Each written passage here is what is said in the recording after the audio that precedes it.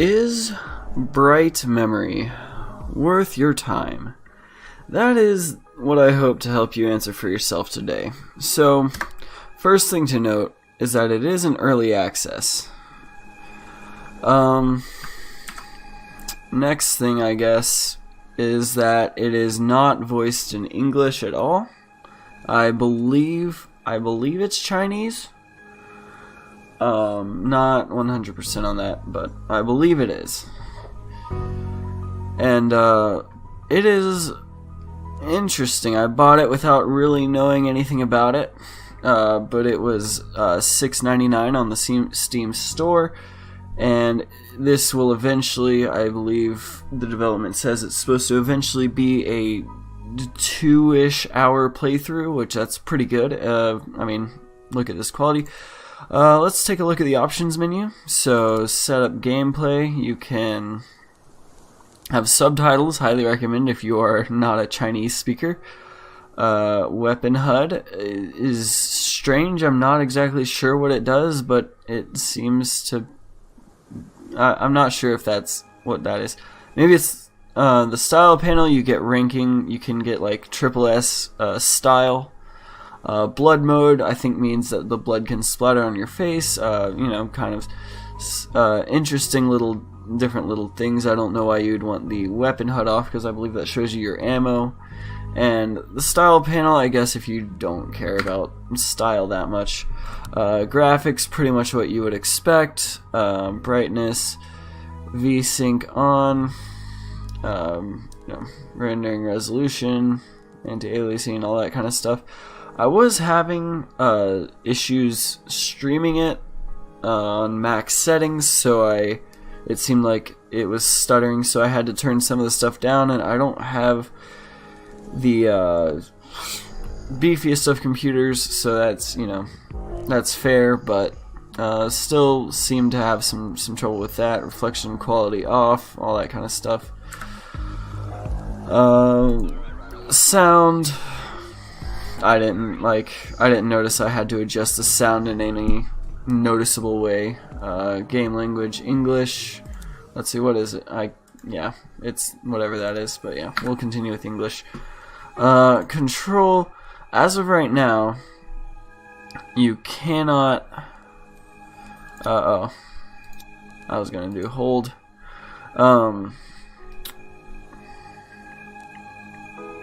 As of right now, you cannot remap your keys, but that is coming in a future update. That is one of the things about early access games that you have to deal with, is, you know, they don't have everything in yet. But curiously enough, Melee was already mapped to mouse 4 by default. I don't know why that would be, but hey, it worked out for me. So yeah, let's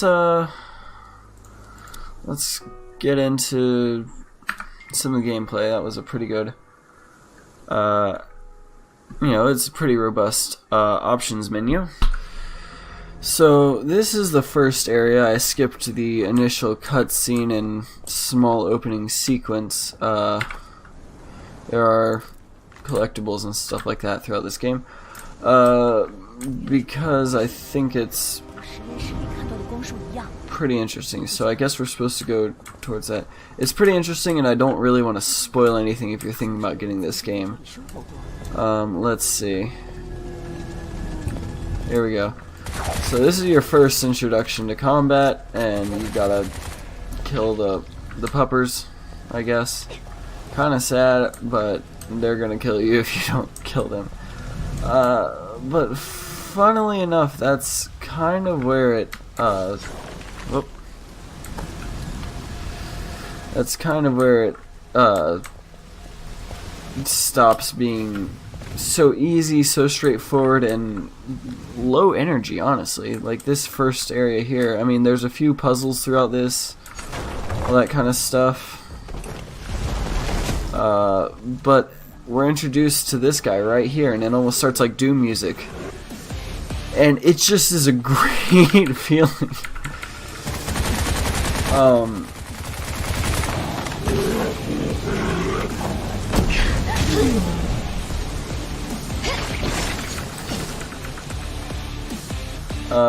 and it just starts tutorializing you, I guess, in this place right here.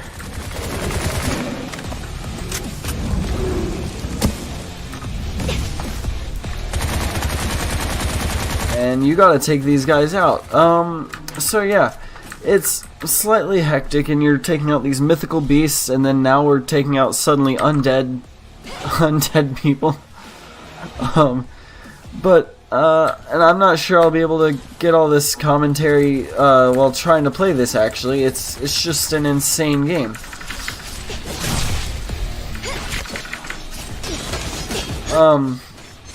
Overall. So, as you can see, there's a lot of moving parts here, and after this initial fight, I will show you the I'll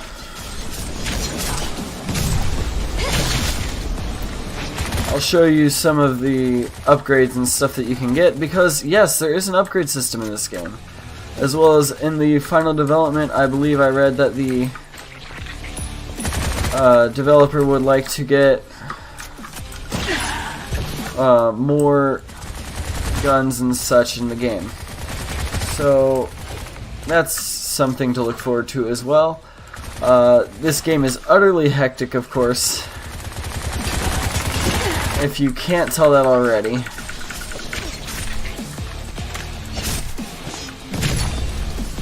There we go. Okay, so now that's over. Sorry, it was a little, that could be a boss at a later time, I'm not sure, but there are bosses in this game, and they do feel like big bosses that are difficult to defeat, but they're not boring. I think that's the most important thing. I think this game is anything but boring. It's absolutely insane with its gameplay. I do think that it is a little unfair at certain points, just because I think some of the arenas are a little on the small side for certain bosses, and if you play through this demo, you might see what I mean. You might not have a problem with it. But I hope this game succeeds so much, which is why I'm making a video on it. I really hope this game succeeds, because it is so much fun. It is utterly ridiculous. Like, some of the powers are, well, like this power right here is just you run faster, I believe. This power here improves your defense. This just gets you more experience. It's pretty nice. This one is, I think, the most interesting. It keeps you in the air while you attack. And you may be wondering, why do I want that? Well, you would want that for the very specific reason of you get style points. And who doesn't want style points? So, also, you start with a good number of these. A good number of these skills in here. I'm guessing that in the final release you will not necessarily start with all of these unlocked. But there's some other cool ones like Time Freeze. And it seems to have this kind of move list thing where there's different tiers of the same ability. This one floats them into the air. This one freezes time around them, and this one does constant damage with lightning, so it kind of is like different abilities this way. And when you get into it, if you play through this demo here, the only way you can defeat some of these bosses is to literally use every single ability you have, especially in the I think there's like a kind of a new game plus. And that's probably because it's not very long right now. I think it took me maybe 45 minutes to get through, maybe an hour tops. But very fun, so much fun that immediately after beating it the first time, I decided to go through it again and try and play it a second time, and it got harder with the New Game Plus. I had all my abilities unlocked. I believe I reset all that to record this video because I wanted to get back to the beginning here. I was stuck on the final boss of this thing. But yeah, and then there's also kind of these exploring type sections, and you can use that throughout the world. You can also use, so there's different movement abilities. So now it's telling me to press tab to upgrade. Might not necessarily be worth it. These look like the undead we were facing before, and there's plenty of other enemies in the world.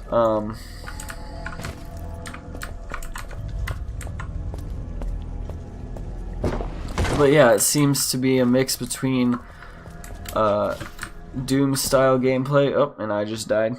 That Doom style gameplay of just going and not stopping when you're in battle, and it's to the point where your enemies do drop ammo and stuff like that.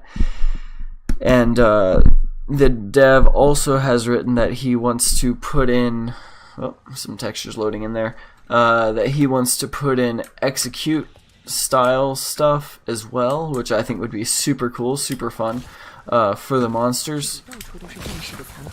That was close. What was I on? Alright. But yeah, this is a game that I basically am willing to recommend. This is the next fighting arena kind of place that I'm willing to recommend just based on this. And it's early access. Hopefully it doesn't change too much in terms of, the good parts of it. I feel like it's good solid combat, good movement and stuff, and that float ability, that passive float ability, actually becomes useful for certain bosses. It just all fits together so well. It's hard to explain that in a video, but it is only $7.99. He's gonna raise the price for the full release, but if you get it early, maybe you can get a little little bonus before you normally would. So that's what I have to say about